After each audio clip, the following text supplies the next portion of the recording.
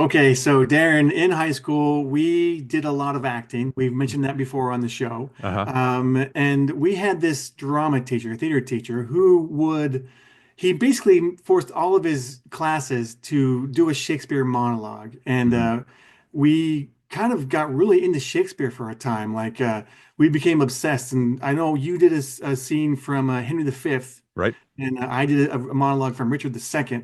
Hmm. And then our buddy Jason, who was on our last episode, he did a Hamlet monologue, the Yeah. famous "To Be or Not to Be" speech. Right. But anyway, thinking about that back in the day, doing Shakespeare with all of our friends in school and high school, we became really interested in other Shakespearean actors, like Patrick Stewart and like Olivier and like Kenneth Branagh. Right. And Right. Right. so, because we were like kind of researching their acting styles and kind of, I don't know, just kind of learn all we can about the craft.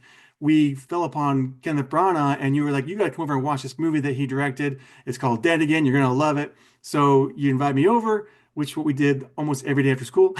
We go to your place and watch a movie, and so I first saw Dead Again at your place with a root beer and a Snickers, and it was a great time. And Yeah. I have fond memories of watching this movie at your place, sitting next to you, researching Kenneth Branagh because of our Shakespeare, you know, Yeah. days. Yeah. It's weird being getting addicted to Shakespeare. I think everybody, we talked about him in our Shakespeare in Love episode and how different writers and amalgams and stuff like that. But I think it all comes down to the writing. And some of this stuff is really moving. Some of it's really classics, like Hamlet, Romeo and Juliet. They are all in the zeitgeist. Everybody knows Hamlet and Romeo and Juliet, right? And doing the St. Crispin's Day speech from Henry V, again, one of the great monologues. It was just so fun getting in the spirit of that and feeling the inspiration and stuff. And then obviously watching Henry V. I think the thing is when you do Shakespeare, it's hard to pick up on the iambic pentameter. It's hard to really pick up on the language and stuff. But once you do, it can be very entertaining and fulfilling. Yeah, I think the thing with Branagh and Olivier's the gold standard, right? Or Kurosawa did some great Shakespeare adaptations. Orson Welles did some great, Chimes at Midnight we talked about before, which is a yeah, great kind of Falstaff amalgam. But Olivier is again kind of the gold standard, and I think Branagh is kind of his spiritual successor. Because if you look at the Henry V that was in what 44, what's great about Olivier's version is it starts off on the royal court or whatever, the stage, right? And then gradually it becomes more and more realistic. And so the full on St. Crispin's Day where they have the battle, the Agincourt battle, right? It's a full on spectacular. And then as soon as they're done with that, it kind of regresses, so it goes back onto this. It's just a fascinating adaptation. And Branagh does the same thing where it has the Derek Jacobi is the narrator who comes out and talks behind the stage and stuff like that, and it ends with Henry and the princess and the queen or whatever courting each other, and it backs off, and then it shows like again the stage. So Henry V is a spiritual successor to Olivier's Henry V. I just think that Branagh made such a really strong debut with Henry V, especially that long tracking shot after the yeah, battle's over, the Non yeah, Nobis Domine song, right? yeah, Where it shows the aftermath of the battle and they're carrying bodies. You can tell they're all so exhausted. I just remember watching that going, "Whoa, this is cool." Like there's an actual oomph that you can put in these adaptations. And again, him doing the St. Crispin's Day speech, I think I cribbed liberally from his version, but yeah, Brannagh's like I don't know. He's you either love him or hate him, and I love him. Like I think he's just very charismatic. He holds the screen. So when he's doing that speech, I was like, oh, this is great. Like I can feel it. And so that's where we got the inspiration. That's where I was like, oh, he's directed other movies. Dead Again was 2 years later. I think that they kept giving him scripts like these epics, yeah, these period epics, and he found this script by Scott Frank and just thought Dead Again would be great. And so that's why I watched the movie, and then that's why I showed it to you. And it's just a great yeah. fun experience just And watching and that. the funnest thing about it was listening to Branagh do an American accent. And we'll talk more about that soon. Absolutely.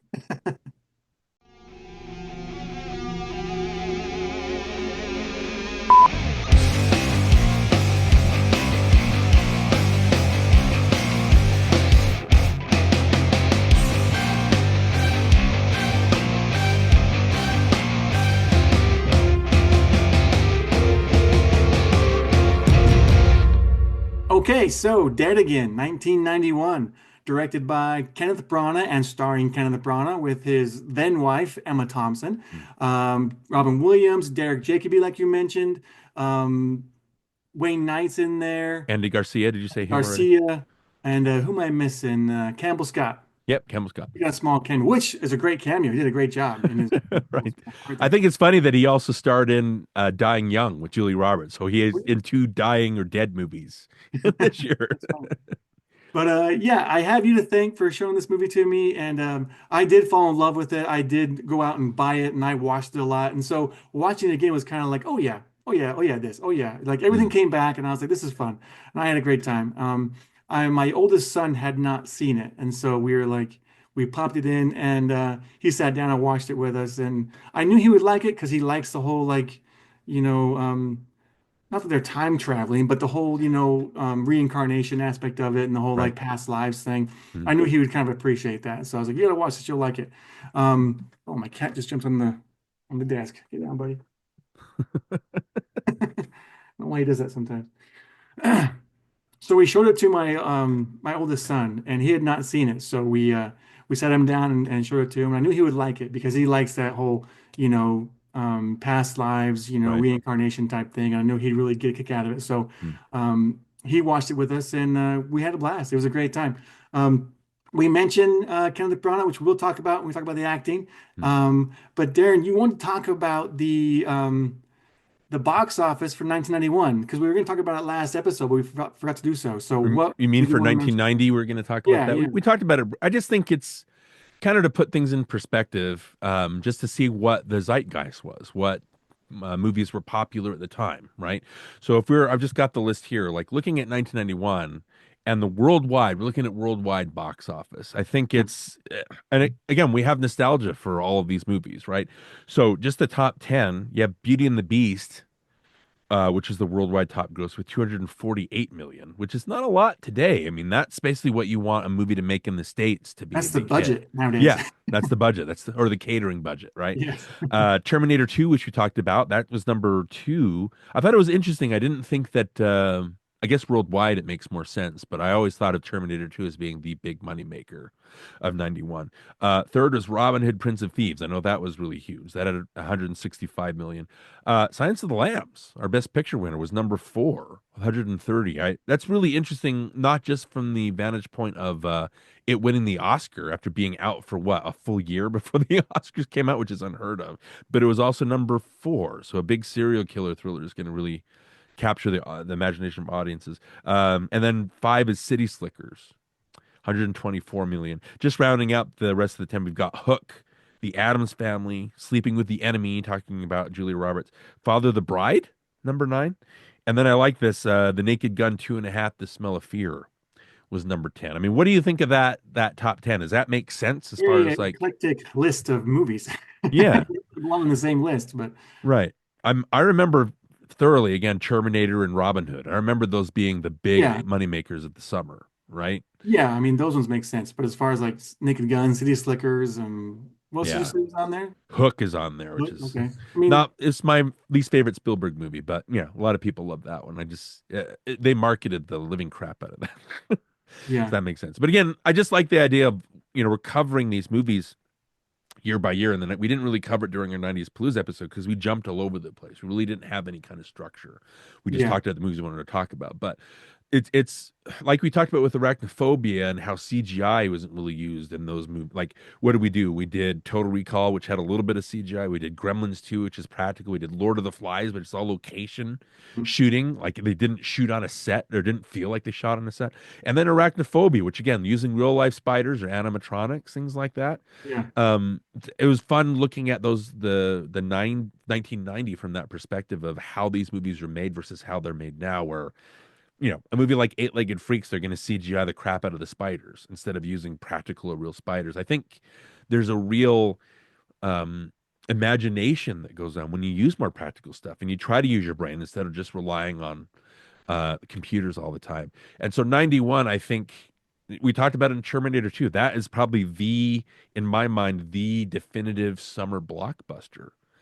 But Robin Hood was also huge. I remember riding my bike to go see Robin Hood multiple yeah. times just because it felt so fresh. But Yeah, that was a big one. yeah. I just wanted to put everything in perspective before we really dive into talking about the personal year, so we can see what was popular with the public versus what we wanted to talk about for this bucket Yeah. list season. And Dead Again being 1991, I don't think this is a very big movie as far as money goes. I don't think it made a whole lot. It wasn't really No, well known. Smaller movie. I mean, right? I think it still looks good for a small movie. I think Mhm. I mean, there's a lot of good production quality that was yeah, put into it. And it wasn't a bomb. It cost maybe around 15 million and made close to 40 million, so it okay, made a well, it good makes deal a of lot. money, but not Okay. huge. But as far as Kenneth Branagh goes, I think this is one of his better movies that he's directed. I think I will say probably his masterpiece is Hamlet. I think you Right? can't get any better than that. I think it's we talked about it, it's that just gorgeous sweeping shots, the whole Sumptuous, yeah. right in the camera with the within the mirrors and just like everything was just so well done. It's long, and so it's hard to watch because it's so long and it can get Yeah. boring sometimes because it doesn't cut anything out. It's the entire play. Mhm. But I It's mean, it's really, unexpurgated, right? Right, really right. well done. And so if you want to see Kenneth Branagh at his best, you want to see 1996 Hamlet. But Dead Again, man, it's up there. It's pretty good. It has that, the Hitchcockian feel. It's got the film noir look with the low light, the heavy shadows, Yeah. the black and white sequences. It just looks awesome. I think a lot of the acting's really well done, and that also has something to be said for the director directing the actors. But he's an Mhm. actor first and foremost, I believe. So having an actor be a director, I think, is a benefit for other actors, and I think it shows in this movie. Well, the thing too is when you first start off as a filmmaker, you're hungry, right? I think Branagh had something to prove with Henry V. I think again he's kind of looking at Olivier as a rival, but also someone to succeed, to make Shakespeare more accessible to people like Olivier did, right? Cutting Hamlet or doing Richard II, Richard III, stuff like that, right? And making, you know, broadening the appeal of Shakespeare, I guess, and making these big grand adventures, stuff like that. So I think Branagh had something to prove with Henry V, and I think they're very different movies, the Olivier Yeah. Henry V and the Brad, but they're very strong individual takes on the material. I think his Henry V is very grungy and dirty, and it reminds me a lot of, and we didn't mention this, but during our Braveheart episode that we talked about with Jason, I think Braveheart had a very Henry V kind of dirty, grungy, Yeah, I could violent, see that. Yeah. you know what I mean? Like that's just so again with Dead Again, I think he's just really hungry. He's got something to prove, and he's just trying to do certain things. And I think that's what, like we talked about with Queen, you're and Flash Gordon. If you try to make something that pushes the limit, it's going to help it feel more modern. What 34 years after the fact, right? It's still going to feel fresh. I think Dead Again, like you said in the intro, Branagh's very love him or hate him. You're either going to love his Dutch angles, you're going to love his over the top, in your face performance. But I just think that the style of this movie is just really in your face. Like the note that I have at the very beginning is it's like it's theatrical and operatic right from the start Hmm. with the murder or whatever, and Yeah, just the yeah. music that comes in. And that's the tone of the whole movie.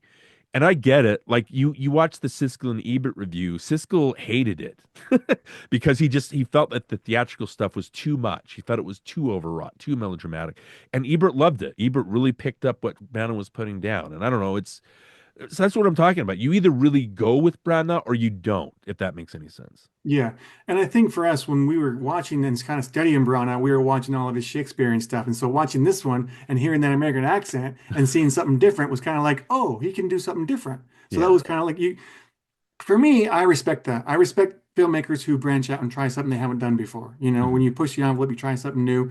People who sit in their comfort zone and don't ever branch out, it's kind of like, well, what else can you do? You Yeah. know what I mean? Like, show me something new, show me something else. That's why, like, when I watch not that Spielberg's not good, but I watch his movies, I know what I'm gonna get. I go, yeah, yeah, yeah, of course that's what it's gonna be. It's Spielberg. You know what I Yeah. mean? Like, that's just how I feel about him. Not that he can't do something great, he has, obviously. But what I'm saying is, like, with Brana, yeah, he did when he did Henry V, that was something different. And then when he does Dead Again, it's kind of like, oh wow, this is a lot different. It's like a whole 180 as far as what we're used to seeing from him. So Yeah. Well, it's a Grand Guignol kind of thing. He's instead of doing Shakespeare, he's trying to do Hitchcock. yeah, You know what I mean? So if he's trying to be the spiritual successor to Olivier, I think he made a good stab at it. Um, I think he did Othello too, right? He didn't direct that one, but he was at least in it. Yeah, he And was Iago Iago, right? yeah. Very strong performance from him. I think he might have been the best part of that movie. But if he's trying to, I think the thing with Dead Again is I love the movie. I really have a great time watching it again. I was cackling at a lot of the over the top choices instead of like groaning. Sometimes you watch a movie that's so overdone and so obvious that you kind of roll your eyes at, like, oh yeah, Yeah, obviously you go there. But the choices that he was making, I cackled a lot of the time. I was like, this is great. Like he's really like going for it. You know what I yeah, mean? So I don't know, just him being the successor to Hitchcock, I don't think it works quite as well. And I think the reason for that is De Palma's more the successor to Hitchcock. Like you can tell that De Palma's smacking his lips and kind of rubbing his hands together and kind of pushing that limit, taking the Hitchcock idea, but then pushing it. The thing with Dead Again is it's a neo-noir. It's like a modern updating of the 1940s and 50s film noir, using the same shadows, using the same lighting, like the same kind of private eye stuff, but then adding the sexual stuff, adding violence. I think De Palma really took that Hitchcock aesthetic and to the limit. So I hmm think my only drawback with Dead Again is it doesn't quite push the limits as far as violence and as far as the sex. It's more of a chased movie. You know what I mean? Like you have the yeah, part with the scissors at the end, and you get a, yeah, a quick glimpse of it, but it doesn't really. I mean, he it. I'm trying not to sound negative about it because I still love it. I just think that it doesn't go as far as De Palma goes for the Hitchcock. I think it's a more fun kind of let's see what we can do instead of trying to push anything. Am I making sense yeah. as That far makes as total the? sense. Yeah. Yeah, I can see that. So what was I gonna say? What was next on our agenda? Well, you wanted to talk about maybe the screenplay or Oh yeah, the yeah, yeah. So yeah, you being the writer and all. How is this the screenplay?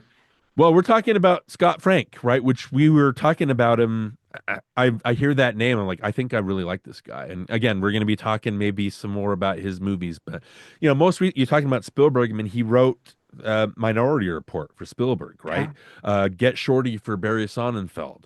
hmm So I think and Out of Sight, which is another Elmore Leonard kind of adaptation Yep. for Soderbergh. But as far as this goes, and this will be fun to talk about, but the screenplay, it plays with the noir aspects, like the tropes and things like that. You have the private eye, you have kind of the femme fatale who's, she's again, that's what I'm talking about. Emma Thompson doesn't really push the limits of what a femme fatale is, but the way her what's the name of it's Margaret, right? The name of the yeah, Margaret Strauss. Yeah, yeah. Margaret Strauss is the So yeah, she's not really a temptress. You can tell that she's flirting with the Gray Baker guy, with Andy Garcia, but she's not like super sexed out or anything. It's a very chaste love. But the screenplay does play with all those things, plays with the mystery. I love the little clues which we can talk about. And then obviously I want to get back in the habit, Johnny, of when we have our listeners for NostalgiaCast, the whole point, if we're going to mention, here's the name of the movie we're doing next. The whole idea is for you to, okay, let me watch that movie if I haven't seen it. Let me rewatch it if I haven't seen it in a bit. That way, when I listen to the episode, I'll have fun kind of engaging with what they're talking about. So, right. a movie like Dead Again, which depends on a lot of the twists and the reveals, we can't talk about it without talking about the reveals, right? So, I'm going to assume that you've and don't do that. Why are you listening or watching to a podcast about a mystery thriller without seeing the movie? The fun of the movie is watching it and getting those big twists, right? And kind of riding the wave of the movie. So please do that. We're going to be talking about the twists here.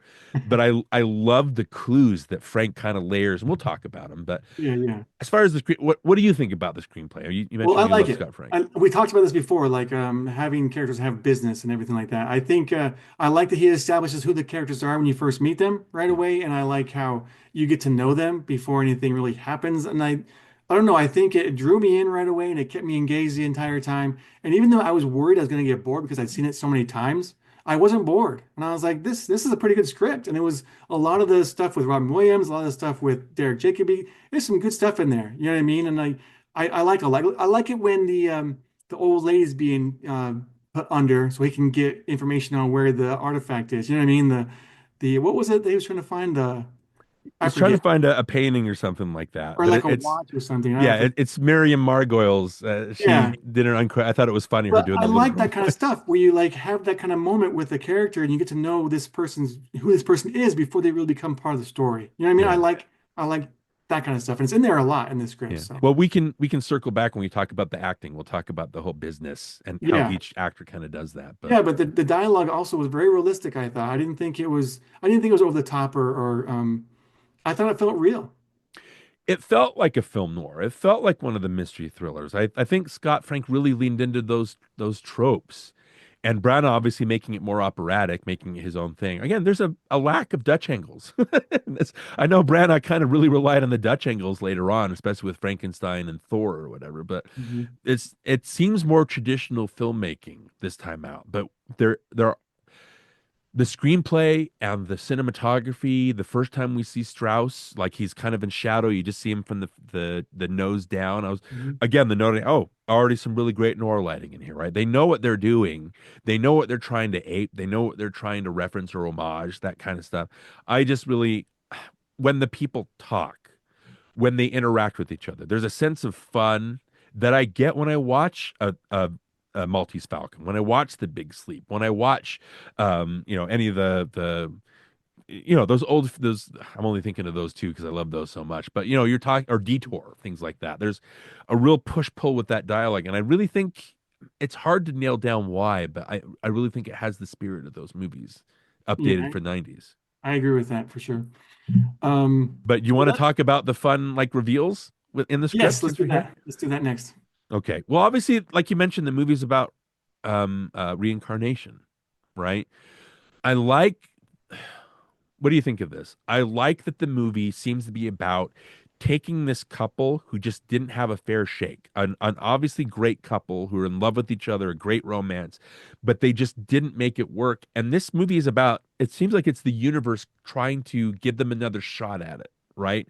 There's something in their relationship that needed to work, but it just, there are too many factors that kept them apart. And so this time they're able to do it again, and I really liked a lot of that. Like if you're looking at some of the, I have them written down here, but some of the how I love how they foreshadowed the identities. I Yeah, love how when they bring up Mike Church, he shows up at the orphanage, which is also the Strauss house, right? Like that, he basically shows back up at where he was living. I like that you have the part where Mike and Grace are out on their date, and he says he spills the tea, which when the flashback we see Roman yeah, and Margaret together, and she spills the tea. yeah. I saw that. Yep. Right, where he says Margaret's more beauty than grace, right? And then later, I think what the great thing with Scott Frank's screenplay is he spaces them apart. So you see the flashback, but then it's like maybe 20 minutes or half an hour until we get that updated version where it's Mike that spills the tea, right? So you don't Yeah. really, I think when you watch the movie a second time or a third time, that's when you start picking up on these things. Because I was watching this again and going, oh, that's a cool clue, or that's a neat clue, right? You have the Madsen character, right? The Franklin Madsen, where they first introduce him in his antique shop.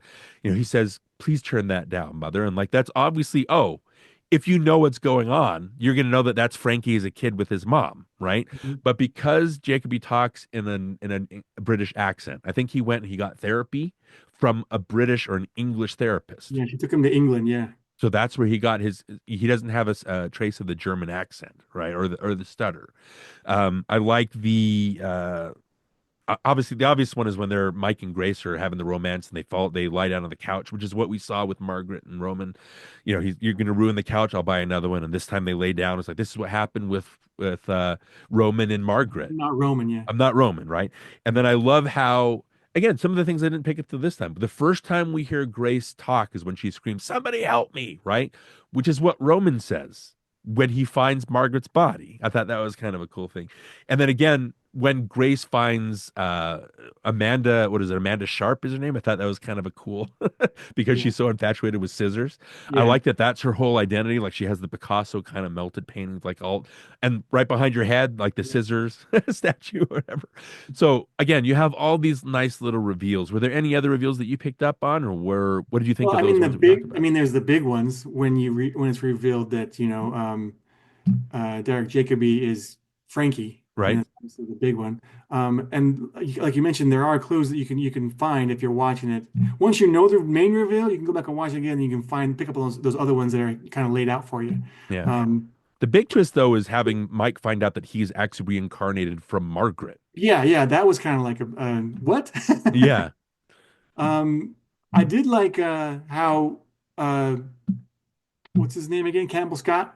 Yeah. How he was Doug. hired by Derek Jacobi to come in and try to get her away from him and everything. Uh-huh. And yeah, I miss those. I watch it all the time, and I always miss the whole glove thing. I'm always like, now where did that glove come in? Yeah. So How is he gonna figure this out? How does Mike yeah, figure out yeah. see through it? Yeah.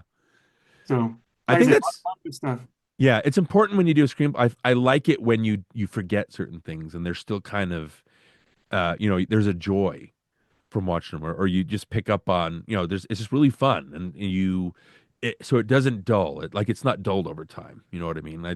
And again, there's a lot of meaning. I really like that last shot of when it blends. You show Roman and Margaret kissing, and it goes from black and white to color, and then it does the fade to show Mike and Amanda, Grace. I think it's just Connor Grace when they kiss, and it's the same. Like you see Emma Thompson on the left and Branagh on the right in the past, and when it melds to the last shot, it's now Branagh in Thompson's place and Thompson and Branagh, which again is a reincarnation. Just a lot of really nice touches that are Yeah, fun, but not they're not huge. They're not like mind bending kind of stuff. It's just fun little reveals and fun little kind of details that they kind of slip in there.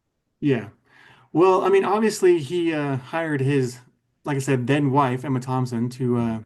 play Grace and Margaret. So, what do you think about her performance? We know Kenneth Branagh was great, but Right. what do you think about Emma?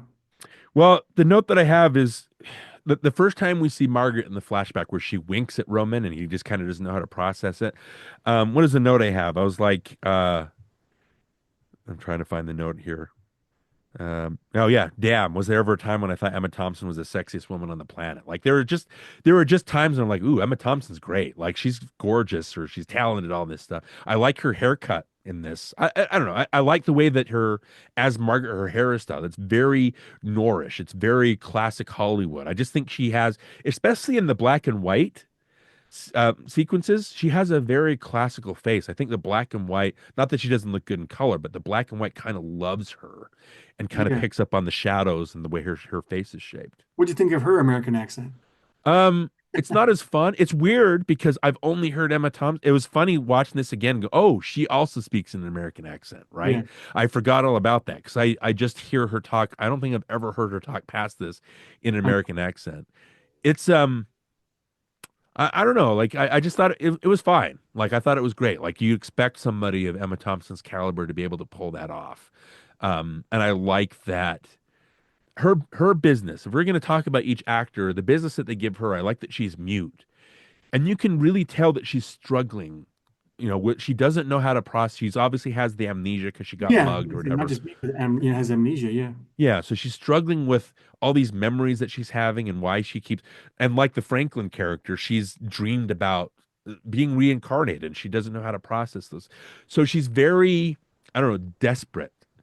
I like the part where Franklin comes in for the first time and he does like the hypnotism where he strikes her hand and her hand becomes light as a feather, and then he asks her, "How do you feel?" and she just takes a deep breath and smiles at Mike. You know what I mean? And when Mike looks at her, I don't know. I thought Branagh and Thompson were one of the great couples. It's kind of a shame that libidos kind of get in the way of something. I love them as a couple, especially in Much Ado About Nothing, and Yeah. just seeing them play off each other, I think, is a lot of fun.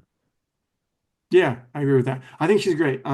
She's always been one of my favorite actresses. I think she commands the screen. I think the camera likes her, Yeah, like you mentioned, and I think I don't think she's super attractive, but I think she's attractive enough. You know what I yeah. mean? Like she's like, yeah, she's pretty. Like I said, classical Hollywood. Yeah. Not I don't know if she's a knockout, but you look at Emma Thompson, you're like, yeah, she's pretty. She's a very pretty Yeah. lady. You know what I Yeah. mean? It's You easy know to what get. performance I really like? It's a small part in the movie. It's only in two scenes, but Robin Williams. Like I love watching these scenes with him. I don't know what it is about when he's on camera, man. He just again another actor who commands, hits this presence. Mhm.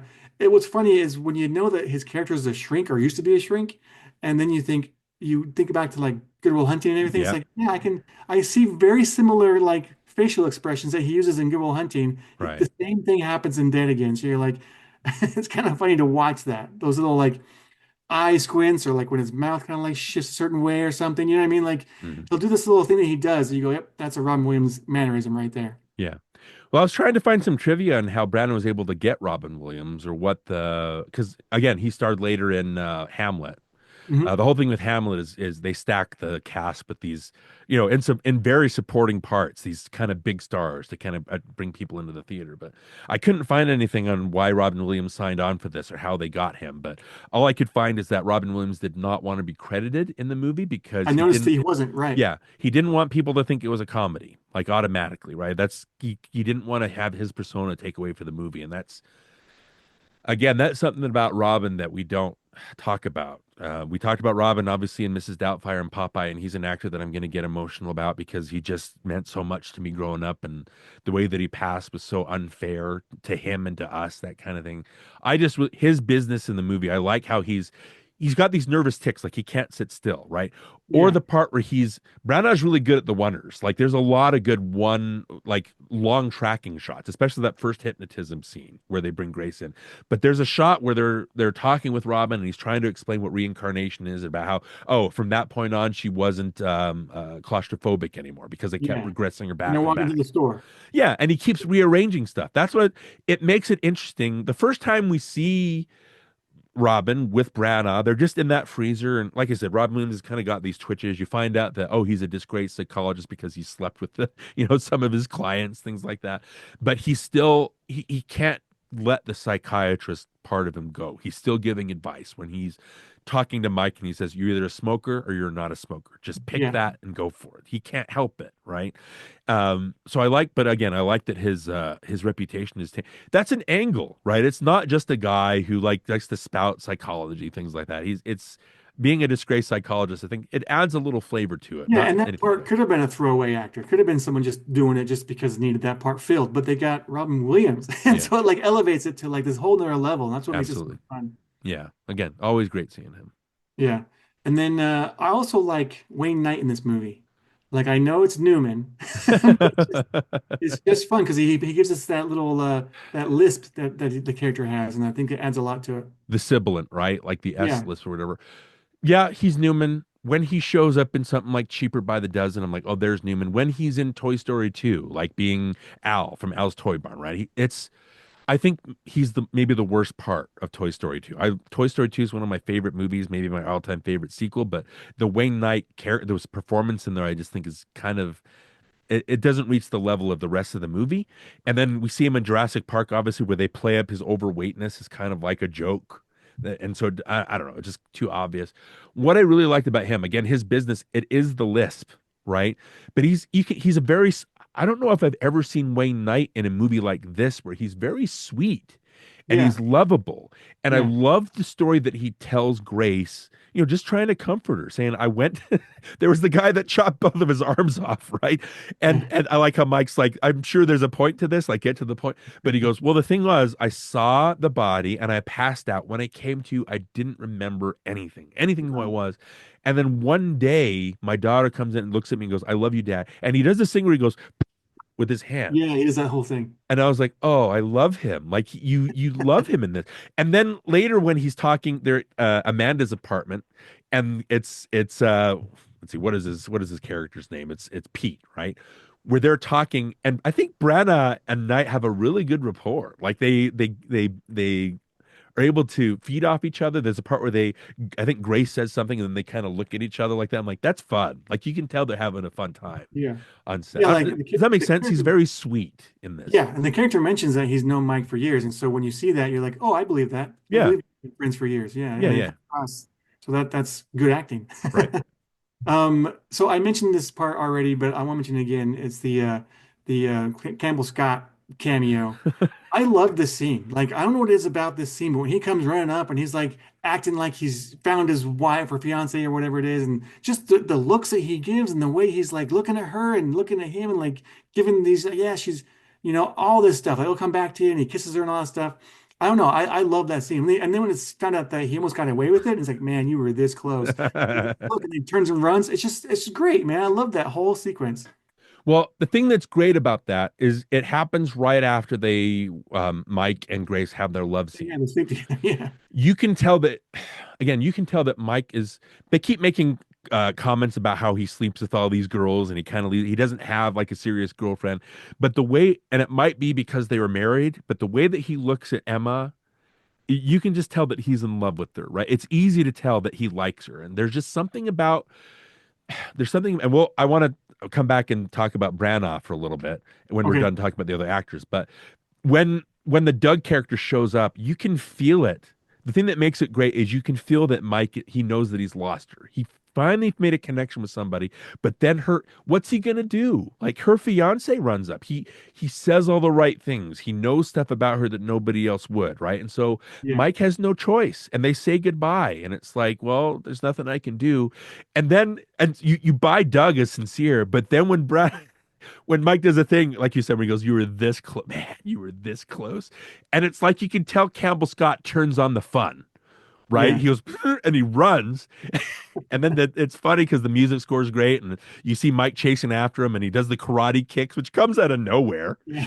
It's so silly, and you see him, Karate. yeah, you see him like climb down the palm tree and jump over, and then he does the thing where he shrugs and he runs. Yeah. It's a great scene because you can feel the emotions tugging at you, but then as soon as he's found out, it becomes just pure fun and pure silliness, which Yeah. again ties in with the rest of the tone of the movie. I think everything's just very tonally kind of equal. Yeah, I agree with that. Jacoby, Derek Jacobi. Let's do yeah, him yeah, real quick because we have to. yeah, Another Shakespearean actor. He's also in Henry V, like you right. mentioned.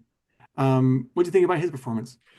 I love him. I think it's a great layered performance. I love that the first time we see him when he's in Mike's place is he's really interested in a lot of the knickknacks and a lot of like the objects in Mike's place. I'll give you $45 for this chair. And then Yeah, there's a part where he's going to leave and he's like, "You have some really nice pity the Okay, I love his like he's just and then when you see him later when Mike and Grace go to visit him in his antique. therapist's office Yeah, and his antique shop, right? And again, he's talking to the Miriam McGoyle's character, and he's asking her to find things, to point out things in the room, so he can end up buying them later, right? yeah, And then it has a thing where it ends. I don't think you'll have any more of those chocolate cravings, and it cuts to Branagh like kind of, yeah, this guy's like a shyster, right? He's well, able that's to one of do the this, reveals. That's one of the reveals is that he mentions that the scissors got put out for auction, but he's the one that bought the scissors. right? Again, so fun, right? And I love again the stutter is so overdone when the stutter comes back at the end. I mean it he knows exactly what he's there for. Branagh is basically told, "This is what I need from me," and he gives what suits the rest of the movie. I don't know. I really Yeah, like him. I like him a lot. yeah, me too. So you wanted to go back to Brana. So Yeah. what's your thoughts on Brana? Well, again, I I don't think we said this. I was watching it again, and I just have so much fun with his accent. I don't know what it is. I turned to Elizabeth and I was like, I don't think I've ever had this much fun listening to a British actor do an American accent. He's so Branagh's business is it just seems as Mike Church. It doesn't seem like he's very nervous in his own skin, right? Which makes sense. It suits the character because he's basically a woman in a man's body, is what we find out, right? He's just uncomfortable. He can't really talk, and obviously he's paired with this woman who can't talk at all. I like the part where he's jabbering, jabbering, jabbering. Then he's like, it's so nice being with somebody that you don't feel like you have to talk their ear off all the time, right? I like that we see him the first time and he's talking on the phone. You're on the wrong side of the road. He's like, yeah, thanks. Just his thanks, pal, is so fun. I don't Yeah, know if it's his lack of lips and and hearing the American accent come out of it. I know that people like to point out, oh, he's on the wrong side of the road. That's a comment on, the him being English or whatever. yeah, But yeah, yeah. in truth, Branagh just wanted to have more of the Los Angeles skyline, and he couldn't get it if he was going to be on the opposite side of the screen. So that fit in. But when he brings Grace in, I like that he brings her into the hospital, and there's that really gross scene in the elevator where the prisoner, whatever, what does she do? Do you know what she does? Does she cut her wrist or something? I don't know. I don't remember what happens there. It's just she rubs her she's smiling at Grace and Mike, and then she rubs her wrist on her face, and there all of a sudden there's blood all over her face. And the cops, which I think Scott Frank is one of the cops. Okay. But the camera pans over to Mike and he's like, I can't leave you. This is gross, right? Yeah. But when he brings Grace into his apartment and he basically puts her in a room and she's trying to close the door and she finally does and it cuts back to him because we see the camera on inside the room. When it cuts to outside, he kind of does this awkward welcome to he's trying to still be charming. And I don't know, I really felt for him. I was like, "Oh, that's so awkward, but I like him." Yeah, yeah. I like that moment too. That's a good moment. Um, yeah, and the whole business with him trying to quit smoking and like visiting with a pen and everything, and like the whole I like this too. I like that Trudy downstairs is practicing the piano all the time, which also gives Yeah. him more business to do during trying to get her situated and everything. He's always like stomp on the floor to tell Trudy to stop playing piano. And I want to mention this too because this was funny. I like how Trudy's just doing scales Uh-huh. in the first time you hear her. Second time you hear her, she's like it starts off with scales and it turns into like this really fancy, like classical thing. It's like Drew's pretty good. Well, what's great about that scene is the way you've set up Trudy Below as again kind of a business, kind of to feel that Mike has this lived-in life that's gone on beyond the edge of the Yeah, screen, right?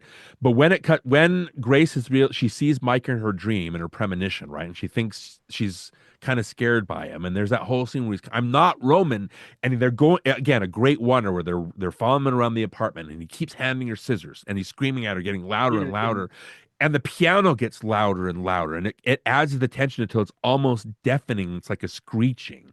Again, just a very good like we talked about with the Well, Campbell Scott scene. It's a very good scene of building some tension with these it's also characters. cool too because with Roman being the opera guy writing this opera on the piano and Yeah. having the piano like kind of have this operatic sound, I kind of liked how that kind of played in there too. Yeah. But I don't yeah, know. I just think it's so fun watching you like you either go with it or you don't, but I know that Siskel said that he thought that Branagh's American accent was one of the worst he's ever heard. And I'm like, what are you talking about? It just seems like you're trying to find it's something. like Uh, American. yeah, we know Branagh's British. I just think it's fun listening to him, hearing that him pronouncing his R's, hearing him, kind of talk like one of us. It's just fun hearing him at least attempt Yeah, to do. I don't I know. can't. I don't know if it's convincing, but I like it. I can't think of a movie that I don't like Kenneth Branagh in. Like I Yeah, even like him in Wild Wild West. Like I know that's not a great movie, but he's kind of funny. He's a character. You know what I mean? He actually gives a performance in that movie, and so that's why I yeah. respect him so much. He's the best thing about that second Harry Potter movie. I thought the second Harry Potter was just more of the same. It was like a rehash of the first one, but having Branagh in there as Gilderoy Lockhart adds a lot of fun. Him being a fake. I Oh, Whenever Branagh's in, I love seeing him. I love we watching talked him. about him in Swing Kids though. We talked about how his That's accent. right. So that was one thing that was kind of a negative for Branagh, the Swing Right, Kids right. But performance. still, Still we good, liked watching him. Yeah, yeah. yeah, still good, but Right. couldn't be consistent with the accent. So. Yeah. So yeah, I want to mention something real quick because this was something that I didn't notice when I first watched it, and I think I just kind of like didn't really care much. But the score, like Mm. I think the score overall is well done. I know Branagh uses Patrick Doyle, is that his Patrick name? Doyle, that's his regular Uses him guy. a Yeah. lot with all of his movies, but I thought sometimes it fit and sometimes it worked and then sometimes it didn't. He just would use these really shrill like musical stings in weird Yeah. moments or like not weird moments but moments where it should be a sting but it was so harsh and so hard to listen to. It was like too much. And then of course at the end sequence with the scissors and the whole fight with the gun and the Right. stabbing of Frankie, that whole thing, like the music, like it builds too quickly and then there's no place for it to go. So like you're stuck on this one note, this like super high, super energetic, like just shrill musical score, and then it stays there. It Yeah. doesn't do anything else. So it gets annoying for me anyway. But what do you think of the score? Do you like the score? I usually like Patrick Doyle. I think again the Non Nobis Domine, the great choral piece from Henry V. I have that on my phone. It's a great, beautiful piece. Frankenstein score is great. His Thor score is great. Like I think Patrick Doyle even did Sense and Sensibility for Ang Lee, which again has Did Emma Much Thompson Ado in it. too, right? Yeah. So I the thing with Patrick Doyle is again he's over the top like Branagh is. I think they're a perfect match. And the thing with the climax, that's one of the things that I was absolutely cackling about. from a geography sense, from a choreography sense, it makes zero sense. First of all, you have Jacoby, you have Thompson, you have Branagh, who are good friends. And I think the backstory is they're all just doing their close ups and they're all just staring at each other so intently. And then you have Emma Thompson holding a pair of bloody scissors like this, right? And so they were just kind of laughing because it was so silly just being in that Yeah. moment.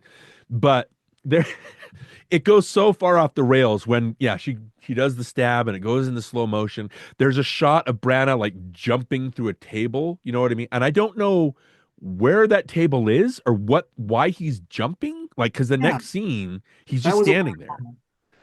But the way that and then Jacoby, for whatever reason, is like diving onto them, right? Mhm. And Branagh is able to have time to come and move that giant scissor kind of statue in the way, and he kind of impales himself on it. I was laughing so hard. I don't know. What do you think? Do you think you're supposed to be taking that seriously, or are you supposed to be laughing at the theatrical, operatic kind of tone? Well, I don't know if you're supposed to be laughing, but I can see why you would. Yeah. But my point is the music detracted from that whole sequence. Yeah. It Well, was, that's what I mean. It was so chaotic that the music was just so over the top. I don't know. For me, it just kind of it added to that whole sense of absolute chaos. I don't know. I just thought the ending was, yeah, if you're gonna have it sets it up from the very beginning with the operatic music and the operatic shots of the newspaper, the way that Branagh as Strauss is, he's very sinister, which doesn't match the rest of the movie. And then we didn't even talk about Andy Garcia, who's interesting oh because yeah, he's there. I yeah, don't yeah, think he does anything. I think his makeup, his old age makeup is terrible. yeah. But that's a good scene though. Yeah. I like with the anything, and I like how he keeps asking for a cigarette, stuff like that. I Yeah, thought that was funny. Again, very Norrish kind of stuff.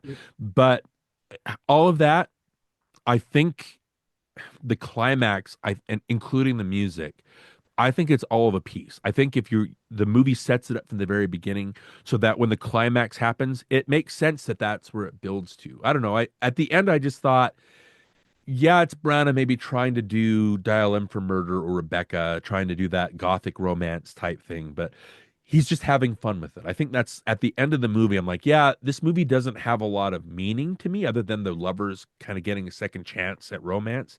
I just think it's a fun kind of exercise in this kind of Grand Guignol yeah. And gothic I'm not stuff. against having fun. I just want the music to, Calm down a little bit. coincide and Yeah. support it rather than just detract from it. Yeah. It was too much, is what you're saying. Because what happened was there's a scene where she's looking out the window and the music's already like heavy and like crazy, and I'm like, what? She's just looking out the window. Like, when you're it's a really heavy, handed score, and it's like, slow down a little bit, buddy. Yeah. Bring it down a notch. But also, there's no place for it to go. Like I said, Right. You start so high that you can't build past that. Right. yeah. And then of course it had the the freeze frame and everything, and Right. which is what was big in the '90s. Yeah. But So I guess the only other thing I'm looking at my notes, um, Jacoby doing the stutter is interesting because he was in I Claudius where he also had a stutter. I like that Franklin Madsen, the name that he's mad son. He's a mad son. He's the crazy son of the I like the dichotomy of Margaret kind of being jealous of the Inga character, the maid character, and Roman can't get rid of her because he's just so loyal to her. But then Roman is also jealous of her relationship with Gray Baker. yeah, Um, did you? They had good chemistry, though. I thought Garcia and Emma Thompson had good chemistry, but it was more a flirtation than it was a love. If that makes yeah, any sense. yeah, But the again, let's look at all my notes. The last thing I guess I'd want to talk about with this and kind of want to get your opinion is test screenings when they do movies. The point of a test screening is kind of to gauge how an audience feels about a movie, right? I don't necessarily feel like a test screening is absolutely necessary. Like if you've got a Fincher movie or you've got a Tarantino movie or you've got again a Kurosawa, let's say, right? I don't necessarily want an audience to I just want the director to be who he is and then the audience is going to go with it or run with it or not, right? I don't think it's necessary to do a test screening of like Zodiac or or like Seven Samurai, that kind. I guess Seven Samurai you need because it's more entertaining. You know what I mean, though? It's like Yeah. if you've got a director who's got a really strong voice, I don't necessarily think that you need to do test screenings from that because the voice is so strong. But if you've also got Spielberg, like when he did The Lost World, he did not do a preview screening for that. And I think that was a detractor because I think there's something that's missing from The Lost World that maybe they would have been able to pick up on if they test screened it for people. But Branagh, I think he really likes the test screening process. For a movie like Dead Again, when it's all about the reveals, it's all about the twists, it's all about these big gasp worthy moments, you really have to navigate those well. And if you don't do that right and you don't get an audience kind of feel for it, it's you might miss. And so when he showed this movie to an audience and they kind of didn't pick up on, first of all, they shot the all the black and white stuff was in color originally. I don't know if you knew that. Hmm. So the cinematography, the Matthew F. Leonetti cinema, they shot that in color, and so when they showed it to the test screeners, they couldn't tell the difference between what was the past and what was the present. Okay. So that's when Brandon decided, let's pull the color out of it and just process it from black and white so they can tell more easily. I think he had planned an entire like long tracking shot for the climax that where you see Franklin put the unconscious Grace and the unconscious Mike up against the bookshelf and he's kind of staging the scene. That shot is part of a larger tracking shot or a larger oneer. And when Branagh showed it to an audience, it was just too much. Like it was too much to process. So they cut it down. You know what I mean? I think that test screening this movie makes it a better movie so that you can, if an audience, you lose your audience during the reveals, I think you failed at a movie like this. And so showing it to a test audience, I think really helped the movie. What do you think of test screenings as a general rule, and how do you think it worked for this movie? Well, I agree with you. I think it's important, but I also think, like you say, if it's a name director, you don't want to do something like that. You don't want to give it away and everything. But I think a test audience will let you know what's working, what's not working. And I think that's important. It'll help the filmmakers know, how to make the best movie, because that's Right, the whole right. goal in the first place, is to make the best movie possible. But I mean, you know what I mean too about a movie like this. I think it needs Yeah. something like that. Yeah. Also, it would depend on the audience too, I think. What if you get a bad audience?